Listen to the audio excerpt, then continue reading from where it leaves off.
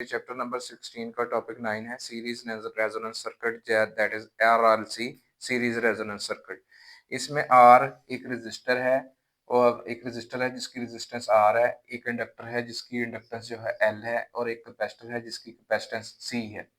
ये R L C जो है ये यानी ये तीनों जो चीजें हैं ये आपके पास सीरीज में अटैच हैं और एक एसी सोर्स से ये एक्साइट हुई हैं। अच्छा, और अब इस आर रजिस्टर के तरफ जो रेजिस्टेंस है वो वी आर है, इस एल इंडक्टर के तरफ जो आपके पास वोल्टेज है वो वी एल है और ये इस सी कैपेसिटर के तरफ जो वोल्टेज है वो वी सी है। अच्छा, अब आपको पता है कि जो करंट है वो और वोल्टेज ये इन फेज होते हैं किसके लिए, रजिस्टर के लिए। सो मैंने फर्स्ट ऑफ ऑल पहले ये लाइन लगाई, ये IRMS को रिप्रेजेंट कर रही है और आपको पता है कि जो रजिस्टर के तरफ वोल्टेज होती है वो वोल्टेज और करंट जो है वो इन फेज होते हैं। सो मैंने VR की जो डायरेक्शन ली है वो भी IRMS के अलोंग है। अच्छा, उसके बाद देखें कि आपके पास जो इंडक्टर होता है, इंडक्टर में आपके पास वोल्टेज जो है वो लीड करती है और अगर प्योर इंडक्टिव सर्किट हो तो उसमें जो वोल्टेज है वो करंट से 90 डिग्री लीड करती है। सो ये करंट की डायरेक्शन हो गई और ये वोल्टेज अक्रॉस द इंडक्टर की डायरेक्शन हो गई। तो सो ये वोल्टेज जो है ये करंट से 90 डिग्री लीड कर रही है। और अगर आपके पास प्योर कैपेसिटर वाला सर्किट हो तो उसमें जो करंट है वो लीड करता है और वोल्टेज जो कैपेसिटर के तरफ होती है वो लैग करती है यानी पीछे रहती है। करंट उसमें कैपेसिटर में लीड करता है और करंट वोल्टेज से 90 डिग्री लीड करता है पाई/2 रेडियंस। तो यही किया गया कि करंट की तो हमने पहले स्पेसिफाइड डायरेक्शन जो है वो बनाई हुई है। सो इसमें हमने वोल्टेज को लैग कर रही है चूंकि, तो हमने ये पाई/2 जो है करंट से पीछे जो है हमने ये ड्रॉ किया। अच्छा, अब आपके पास ये जो वोल्टेज अक्रॉस द इंडक्टर होती है ये IRMS इंटू ये रिएक्टेंस ऑफ द इंडक्टर और इसी तरह वोल्टेज अक्रॉस द कैपेसिटर जो होती है ये IRMS into the reactance of the capacitor और इसी तरह जो VR है ये IRMS इंटू रजिस्टर की जो रेजिस्टेंस होती है। अच्छा, अब ये तो थी आपके पास जो है वोल्टेज और करंट हमने ड्रॉ किए हुए। अब इसी के अकॉर्डिंगली हम जो यहाँ पे आप एक इम्पीडेंस डायग्राम जो है वो ड्रॉ कर सकते हैं जिसमें हमने रेजिस्टर और जो रिएक्टेंसेस हैं वही सिर्फ शो करनी है। सो आप ये देखेंगे ये इस तरफ को आपके पास रेजिस्टर की रेजिस्टेंस होगी, इस तरफ इंडक्टर की आपके पास रिएक्टेंस होगी और इस तरफ कैपेसिटर की रिएक्टेंस होगी जो कि यहाँ पे शो की गई। अच्छा, अब ये जो आपके पास एक्सएल होता है यानी रिएक्टेंस ऑफ द इंडक्टर होती है ये ओमेगा इंटू एल के बराबर है और इसी तरह जो रिएक्टेंस ऑफ द कैपेसिटर है ये 1/ओमेगा सी के इक्वल होती है। अगर आपके पास ओमेगा जो है वो यानी हम एक खास वैल्यू पे सेट कर दें, ओमेगा को एक्चुअली कैसे सेट करेंगे कि ओमेगा एक्चुअली जो है वो 2 पाई एफ है, जिसमें ये जो एफ है ये सोर्स वोल्टेज की फ्रीक्वेंसी है और ओमेगा को हम इसलिए एंगुलर फ्रीक्वेंसी भी बोल देते हैं। तो हमने एक जो एंगुलर फ्रीक्वेंसी है वो ऐसे सेट की कि आपके पास जो है ये एक्सएल और एक्ससी जो है वो इक्वल हो गए। So at resonance frequency XL को हम एक्ससी के इक्वल कर लेते हैं। So XL is equal to omega R into L. Omega R का मतलब कि अब रेजोनेंस फ्रीक्वेंसी वाला अकॉर्डिंगली यहाँ पे ओमेगा हमने लगाया है। तो ओमेगा आर इंटू एल और यहाँ पे 1/ओमेगा आर इंटू सी। अब ये ओमेगा आर इधर आके मल्टीप्लाई हो गया तो ओमेगा आर का स्क्वायर इज इक्वल टू 1 ये एल इधर मल्टीप्लाई हो रहा है इधर आके डिवाइड हो गया। सो ओमेगा आर का square is equal to 1/LC और ओमेगा आर की वैल्यू 1/√LC। अच्छा, अब ये ओमेगा क्योंकि 2 पाई एफ के इक्वल होता है तो यहाँ पे उसकी कॉरेस्पॉन्डिंगली रेजोनेंट फ्रीक्वेंसी आ गई। सो रेजोनेंस फ्रीक्वेंसी के लिए डिटरमाइन करने के लिए ये 2 पाई उधर जाके डिवाइड हो जाएगा।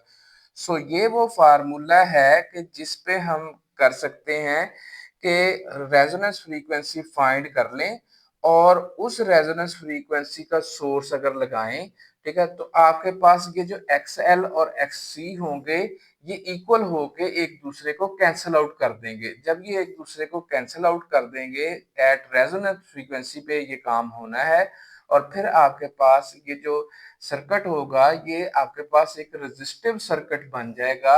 यानी इसमें हमने जो रिएक्टेंसेस थी उन्होंने एक दूसरे को कैंसल आउट कर दिया।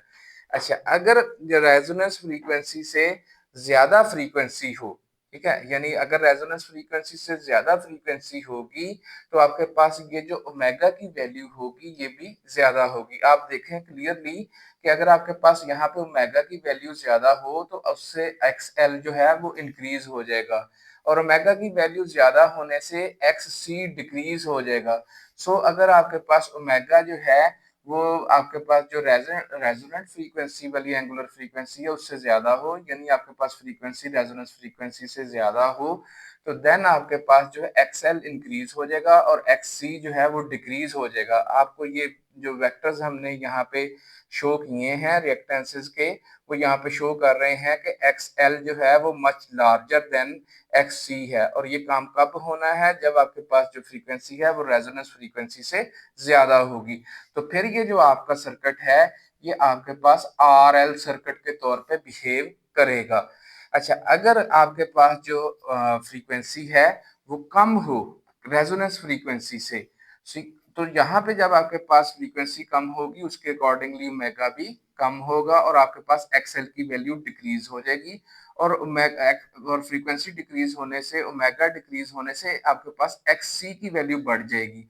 सो आपके पास अगर फ्रीक्वेंसी रेजोनेंस फ्रीक्वेंसी से कम हो तो आपके पास एक्ससी जो है रिएक्टेंस ऑफ द कैपेसिटर बढ़ जाती है और आपके पास रिएक्टेंस ऑफ द इंडक्टर जो है वो डिक्रीज हो जाती है।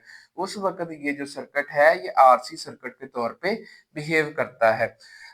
हम इसमें बेसिकली हमारा फोकस वो रेजोनेंस फ्रीक्वेंसी पे है कि जब वो ये सर्किट रेजोनेट होता है खास फ्रीक्वेंसी पे तो उस वक्त जो आपके पास जो पावर फैक्टर है वो 1 हो जाता है। उसकी वजह यही है कि फिर रेजोनेंस फ्रीक्वेंसी पे ये रिएक्टेंसेस जो इंडक्टर की और कैपेसिटर की ये एक दूसरे के देखे मुखालिफ हैं, लेकिन ये एक दूसरे के मैग्नीट्यूड के भी बराबर हो जाती हैं और इस वजह से ये एक दूसरे को कैंसल आउट कर देती हैं।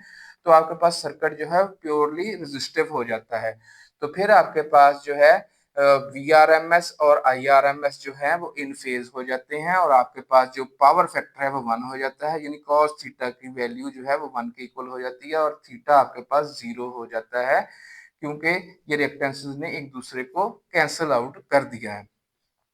उस वक़्त आपकी जो ये इम्पीडेंस डायग्राम भी ये शो कर रही है कि जो इस सर्किट की जो पूरी इम्पीडेंस होगी रेजोनेंस फ्रीक्वेंसी पे वो सिर्फ ये रेजिस्टिव होगी, तो सो जो इम्पीडेंस की वैल्यू है वो आर के इक्वल हो जाएगी और ये मिनिमम रेजिस्टेंस होगी यानी मिनिमम इम्पीडेंस होगी।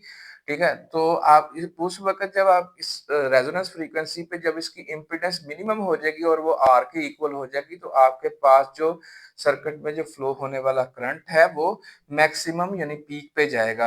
ये ग्राफ बनाया गया है जो कि फ्रीक्वेंसी और करंट के दरमियान है। आप ये देखें कि जैसे जैसे हम आप ये फ्रीक्वेंसी बढ़ाते जा रहे हैं, ठीक है, आपके पास जो है करंट जो है ग्रेजुअली जो है वो इंक्रीज कर रहा है। एक खास फ्रीक्वेंसी पे आके करंट अपनी पीक पे पहुंच जाता है और ये जो पीक करंट होगा ये आपके पास जो सोर्स की जो पीक वैल्यू ऑफ वोल्टेज है ओवर दिस इम्पीडेंस जो कि अब आर के इक्वल हो चुकी है, तो ये peak value of the current है।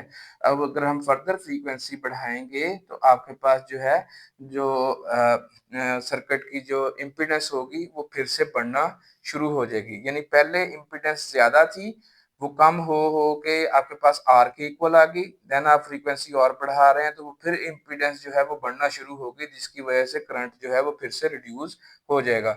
सो at resonance frequency the current जो है वो मच लार्जर होगा। अच्छा, उस पे आपके ये करंट की जो पीक है ये रेजोनेंस फ्रीक्वेंसी के अगेंस्ट यहाँ पे शो की गई है।